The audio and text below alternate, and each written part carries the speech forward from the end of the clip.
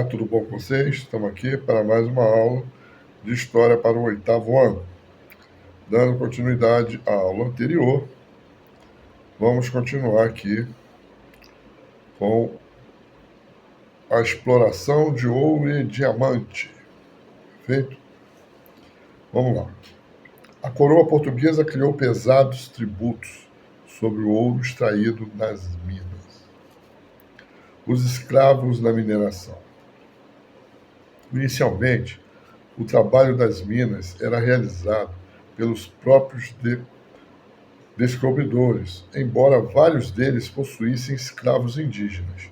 Com o tempo, os escravos africanos, que eram comprados do Rio de Janeiro e do Nordeste ou trazidos da África, foram introduzidos e tornaram-se a principal mão de obra nas minas. Os escravos eram submetidos a péssimas condições de trabalho, extraindo ouro de aluvião. Eles ficavam longas horas com os pés na água, sendo frequentemente atingidos pela tuberculose e por outras doenças pulmonares. Nas galerias subterrâneas, os cativos estavam sujeitos à asfixia e aos riscos de soterramento. O ouro de aluvião. Na região das minas, predominou o chamado ouro de aluvião, resultante de um longo processo natural de desgaste das rochas. Levado pela água ou pelos ventos, o ouro se espalhou por uma área extensa. Misturado com cascalho, areia e argila, era mais facilmente encontrado nos leitos e nas margens dos rios. Em geral, na forma de pedriscos, a exploração do ouro aluvional exigia menos recursos que a extração aurífera em minas subterrâneas. Por essa razão, a exploração do ouro de subsolo foi pequena no período colonial. E também falando que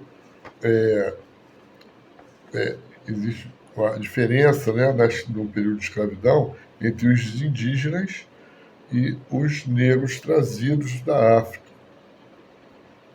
Porque o nosso índio, ele não se submeteu à escravidão nenhuma. Da cultura dele, ele morria, mas não. Já o africano, através da violência, obrigava eles a produzirem, e eles se rendiam a isso.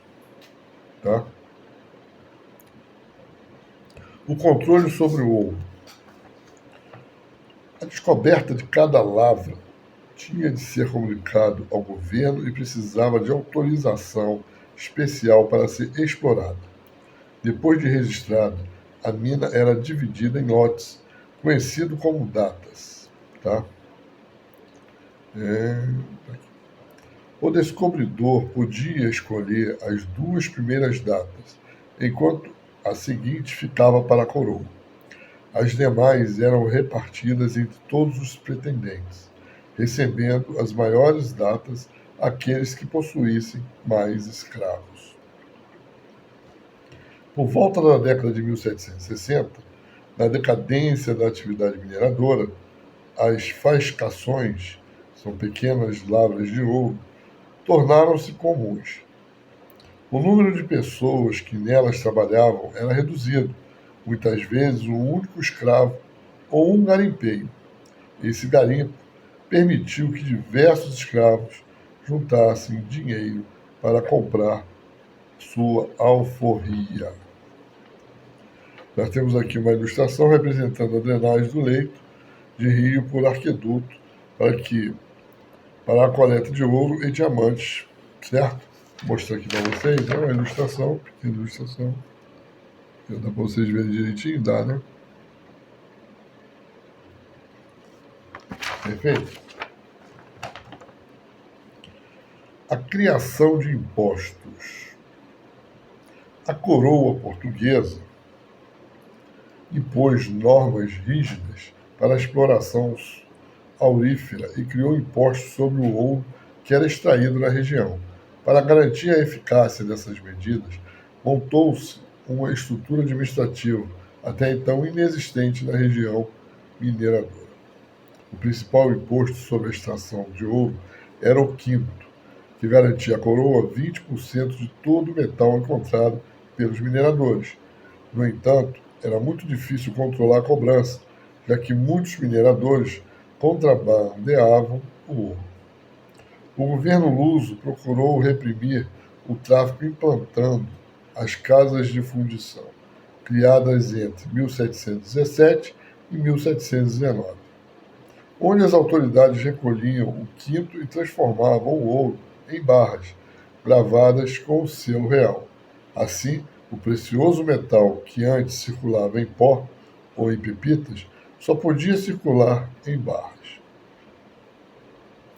Entre 1735 e 1750, instituiu-se também o sistema de captação per capita, isto é, por cabeça por pessoa, que previa a cobrança de 17 gramas de ouro por escravo. Em 1750, o governo português manteve apenas o imposto do quinto e fixou uma cota de 100 arrobas, cerca de 1.500 quilogramas, anuais para toda a área mineradora.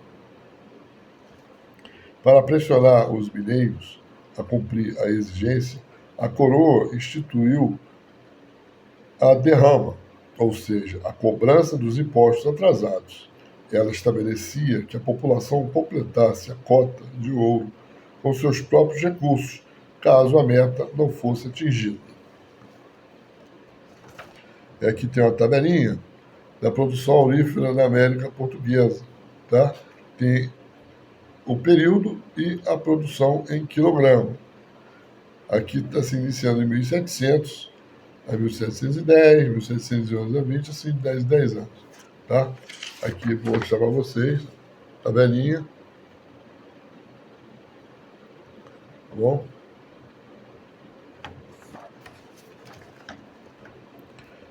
A revolta contra os impostos. O aumento da fiscalização da cobrança dos impostos e na notícia da criação das casas de fundição indignaram os mineradores. Além disso, o custo de vida na região das minas era muito alto, pois quase tudo o que era consumido vinha de outras áreas da colônia. Diante dessa situação, em junho de 1720, cerca de 2.000 mineiros, comandados pelos comerciantes portugueses Filipe dos Santos, tomaram Vila Rica e exigiram do governador da capitania, o conde de Assumar, que não implantasse as casas de fundição. O governo aparentou concordar com as exigências, mas em pouco tempo iniciou uma dura repressão ao movimento. Os líderes foram presos e Filipe dos Santos foi condenado à morte por enforcamento. Nós temos aqui uma barra de ouro fundido, uma gravura, né? Na Casa de Fundição Sabará, em Minas Gerais, no século XIX. E também temos a figura do equipamento de extração, fundição, aferição e transporte de ouro, no Museu Histórico Nacional do Rio de Janeiro. Então, primeiro eu vou mostrar para vocês a barrinha, tá? Aqui, ó. E aqui os instrumentos, né, que eram utilizados. Vamos ver. Dá para vocês verem? Tá bom? Bom, gente, terminamos a nossa aulinha. Para não ficar muito extensa, na próxima aula, o texto é um pouco menor, mas eu termino, né, com vocês, tá bom?